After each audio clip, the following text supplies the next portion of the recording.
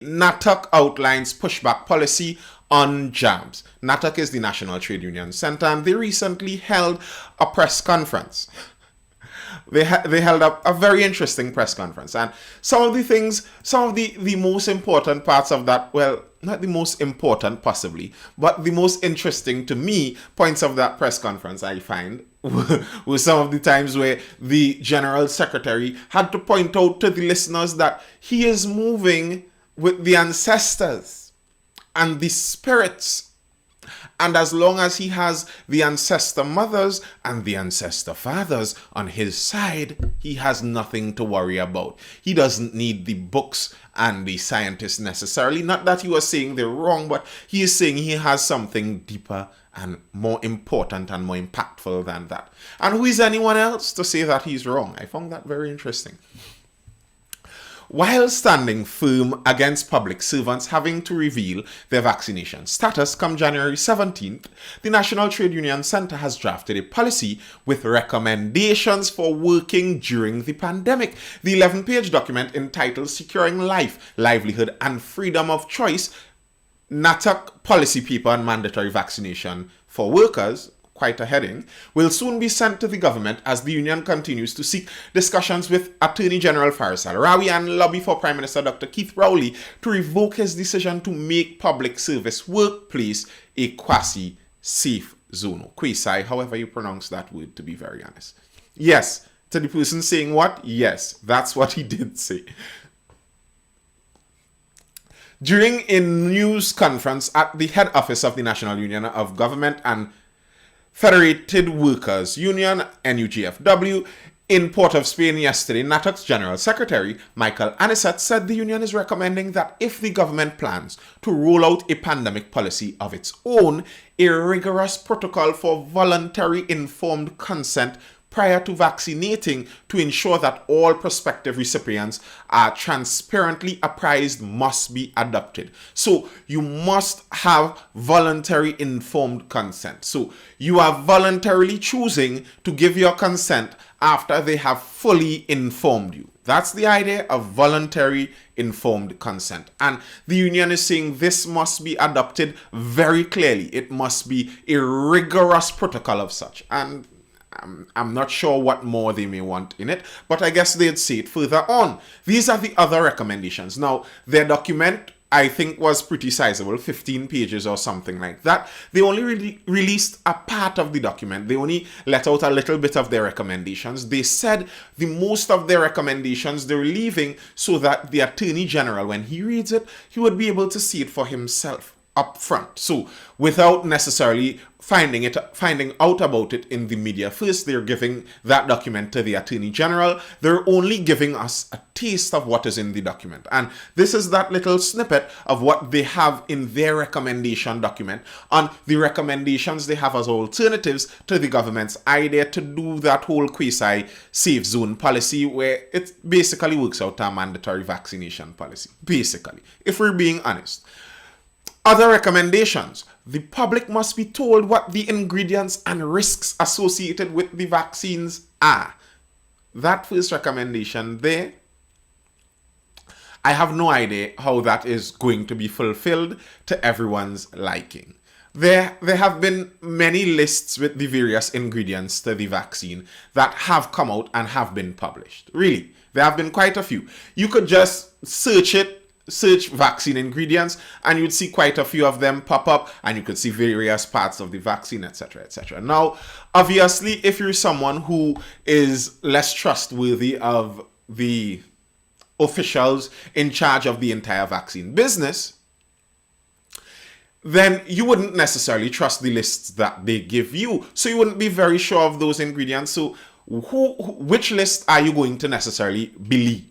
If Pfizer comes out with a list of ingredients and they say, take this list, would you believe that? And obviously, as someone points out, it's patented, and you won't necessarily be able to find all the ingredients. They won't necessarily be able to give you all of those ingredients and the exact quantities. The other part, as someone rightfully mentioned, Who is to say you would have any idea what those ingredients are? When they give you all those ingredients and the technical names of it and the source of it and where they got it, would you be able to decipher even what that means? So I'm not sure the positive effect an ingredient list is going to have on anyone. And the risks associated with the vaccine. That's the other stipulation they have. Now, it could also be said that many of the risks associated with the vaccine have already been laid out, and that's pretty true.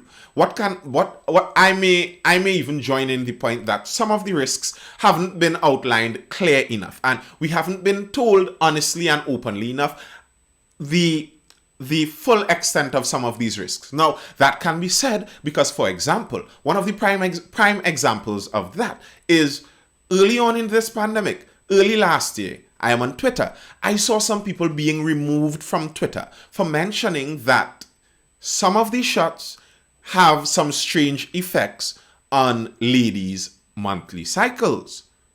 People were mentioning that very early on because for most women, that's something you'd realize. You would know if something is having a negative effect or just changing your cycle. And women realized this. And many women came out saying it. And when some people tried to make it public, they were removed for spreading misinformation and disinformation. Now, 2 days ago, well, probably not 2 days ago. I think it's a little more than 2 days ago. A little while back at the start of this year, a study has come out revealing that this information is now correct. So the union has grounds to demand that.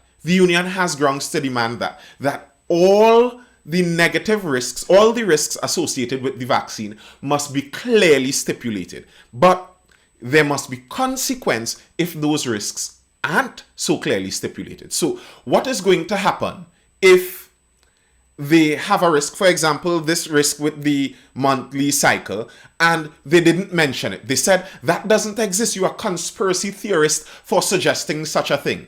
I was listening to one of the doctors that worked in the mRNA field. They were saying pretty early on, they were recognizing, I hope YouTube doesn't send me off for some of this because the information is changing and what you are allowed to say changes so regularly, you never fully know. But they were saying very early on, they were noticing that part of the nanolipid that covers the mRNA, that does the job, was actually heading straight for was not heading straight, but was having some negative effects, effects on a whole on some ladies' ovaries. This was noticed pretty early on. That's why people were suggesting this since early last year. Another example, early last year, people were suggesting this looks very likely like it comes from a lab. A lot of the information, when you actually get into it and you dig a little into the microbiology of this, it seems very suspicious, very, what's the word, synthetic. It looks strange. Funny that they would censor people's experiences, good or bad, with the vax. That is very funny and very strange and very horrible too. So I think the union has a good point asking for the risks associated with the vaccine. But here's the other thing. When someone over in the United States asked for they did a freedom of information request over on the FDA to find out all the information they used to clear Pfizer's vaccine and allow it to pass their test. They did that for you. They did that for you to find out the information. And the FDA told them something like 75 years. Great. For everyone else, a judge struck that down. Let me see if I could pull up that article. Paramount importance. Judge orders FDA to hasten release of Pfizer vaccine documents. This was from the 7th of January, score 1 for transparency. A federal judge in Texas on Thursday ordered the Food and Drug Administration to make public the data it relied on to license Pfizer's drug. And they said the dramatically accelerated schedule that should result in the release of all information within about 8 months.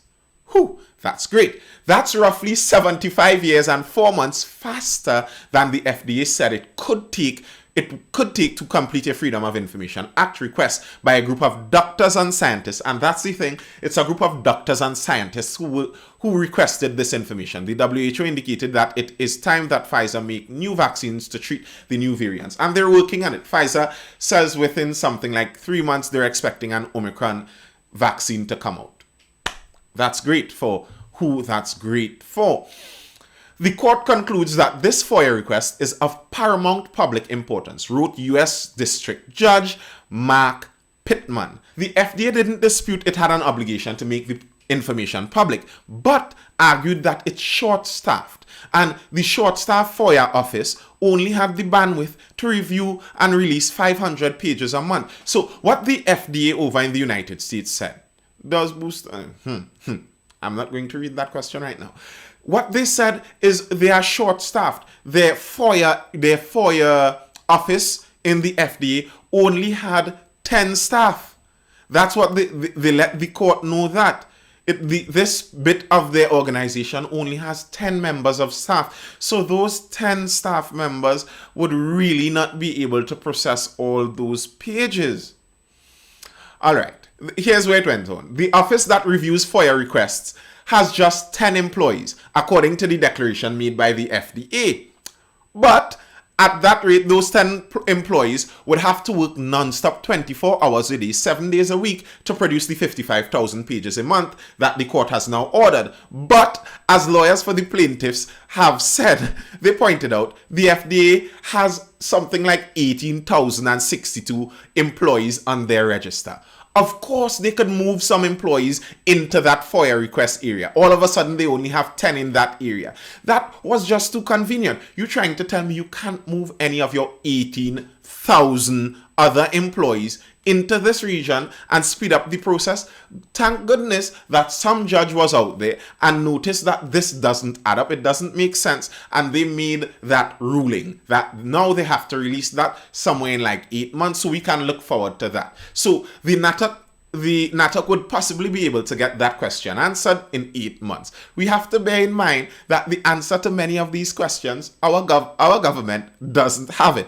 Our government, in fact, some in our government might actually be less in the know than some of us here. They have to rely on finding out the information many times like many of the other people.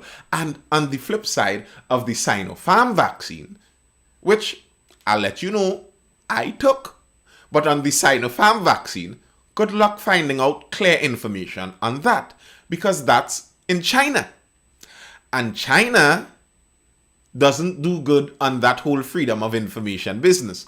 There's no freedom of information in China. In fact, the freedom itself is limited over there. So good luck trying to find out all you want to find out the details about the Sinopharm vaccine out of China. So I think that first point that the NUGFW made is already probably mission impossible for the government. They might not be able to even work that one out. All right, let's go on to some of the other recommendations though. There should be a vaccine injury compensation fund to provide relief for all citizens who experience adverse events or injuries from taking a COVID-19 vaccine. They would like a fund set up that anyone who has adverse effects, they would be able to be compensated out of this fund. I am not sure what the downside of the fund would be that they're suggesting, but some people said they're afraid that people would use this fund. But obviously, it would be difficult to abuse the fund, because in order to get something from the fund, I'm supposing you'd have to get a doctor's statement. They're not going to just take your word on it. You're not just going to run up in the fund and say, hey, I've been adversely affected, give me money. And I don't think that's how the fund would work. There should be a stringent protocol of the reporting of adverse events and injuries, supported by a functional vaccine adverse reporting system which the public can access online, and should be audited by an independent third-party vaccine monitoring board. And they also asked that the National Safe Zone Initiative should be abolished, because their view is the safe zone is not safe. And many people are getting the virus from in the safe zone, and they're carrying it outside of the safe zone, and they're spreading the virus as per usual. And I've seen some very interesting numbers recently. Now, these numbers aren't yet verified. These are very early numbers coming out from the cutting edge of the science community. And some things are suggesting that there are some very, very strange things with the Omicron variant. There are some strange things. Things that don't seem to line up, seeming like the Omicron is a direct descendant of the previous virus strains. The Omicron is mutated way more than any of the previous strains, and when you trace the mutations, there seems to be some. But again, I am not the official scientist on this, and there seems to be some strange things with it. So they're seeing Omicron seem, some of the numbers, I'm saying seem here, some of the numbers seem to suggest that there's nearly an inversion in ease of becoming infected. Many vaccinated people are becoming infected extremely easy with the Omicron strain. And there are some numbers that are suggesting that the vaccine now provides basically no protection from getting it. And some of the suggestion, I'm just saying this as a suggestion out on the fringes, some of the suggestion seems like even some may be getting it easier. And some, again, out on the fringe, these are some theories that some suggest. This isn't reality necessarily. Some suggest that it may be a possibility that some people were trying to work around with Omicron to find out a cure or another kind of vaccine, and something may have escaped a lab or be released from a lab. Anyway, right, that was down that rabbit hole. But the safe zone, according to NATOC, is not safe. But we had a response to that. There was a response to that claim that the safe zone is not safe.